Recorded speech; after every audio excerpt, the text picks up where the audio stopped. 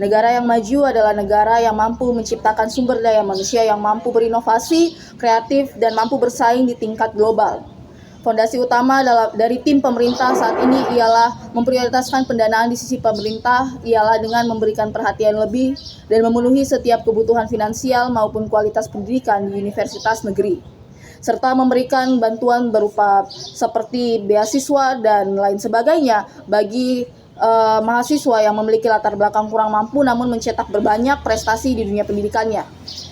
Dengan demikian, pendirian kami sebagai tim pemerintah, kami mendukung bentuk prioritas terhadap jurusan STEM, oleh karena ini merupakan investasi untuk membangun negara yang siap merombak perubahan untuk menciptakan daya saing dan stabilitas ekonomi maupun kesejahteraan masyarakat di masa yang akan mendatang dan mampu untuk membuat perubahan mulai dari masa kini. Masuk pada argumen saya memiliki dua argumen. Argumen yang pertama, meningkatkan finansial dan kebutuhan universitas negeri dengan jurusan STEM adalah bentuk efektif menjamin masa depan mahasiswa dan kualitas suatu negara. Di era globalisasi yang kian berkembang, negara butuh banyak sumber daya manusia yang terus dipakai hingga 10 tahun yang akan mendatang.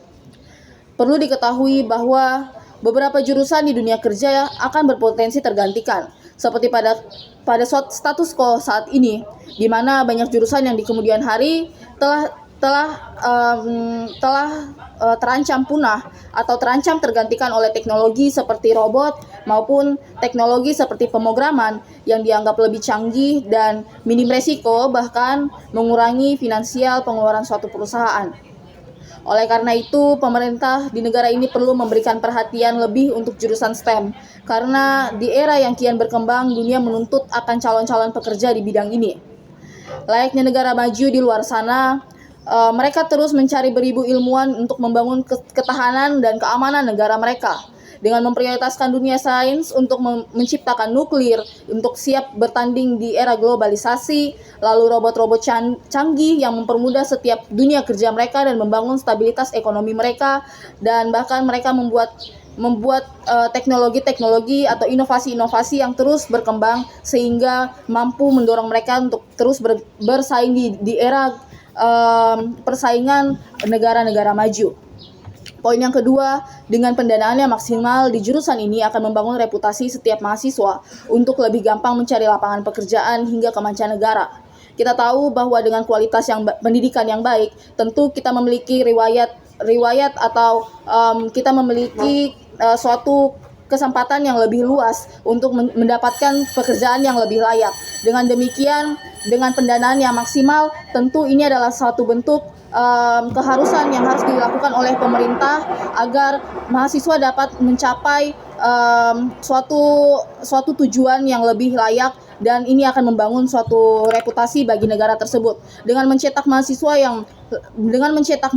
yang berkualitas, ketika ia mampu untuk bersaing di negara-negara lainnya, ia membawa nama negaranya, kemudian ini akan menjadi suatu dampak baik bagi negara tersebut, di mana calon-calon berikutnya mereka akan mendapatkan lebih banyak kesempatan sehingga mereka lebih siap untuk bersaing, bahkan mereka lebih mendapatkan perhatian khusus dari negara-negara karena mereka dianggap bahwa mereka telah mampu bersaing. Lalu masuk ke argumen yang kedua, dengan mendorong sumber daya manusia dengan memberikan pendanaan yang lebih, maka menciptakan sumber daya manusia yang siap berinovasi dan membuat suatu produk yang diperlukan di mancanegara. Kita tahu bahwa di jurusan ini diperlukan oleh negara-negara untuk memperkuat ketahanan dan keamanannya.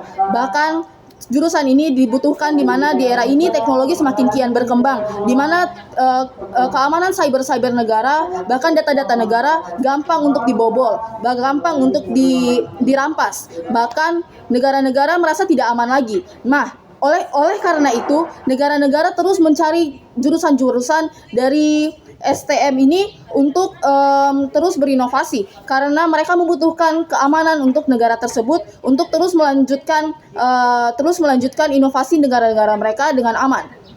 Lalu menjadi sumber daya yang siap siap pakai di saat kondisi kritis. Pada kasus COVID-19 yang telah terjadi beberapa tahun silam, kita bisa melihat bahwa seperti Indonesia, negara berkembang menjadi ketergantungan oleh karena kekurangan jurusan-jurusan STM ini yang mampu untuk beradaptasi di kondisi seperti ini, di mana dengan menciptakan kualitas mahasiswa yang baik di jurusan ini akan menciptakan calon pekerja di masa depan yang ketika terjadi kondisi krisis, mereka siap kritis dan siap untuk berinovasi dengan mencari solusi di dalam keadaan yang kritis tersebut.